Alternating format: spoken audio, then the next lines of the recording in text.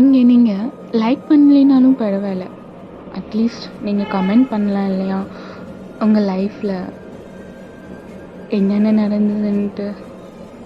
இந்த இந்த மெசேஜ் வந்து எப்படி சொல்கிறதுன்னா, உங்கள் மேலே ரொம்ப அன்பாக இருந்தவங்க திடீர்னு உங்களை விட்டுட்டு போயிட்டாங்கன்னா நீங்கள் என்ன பண்ணுவீங்க?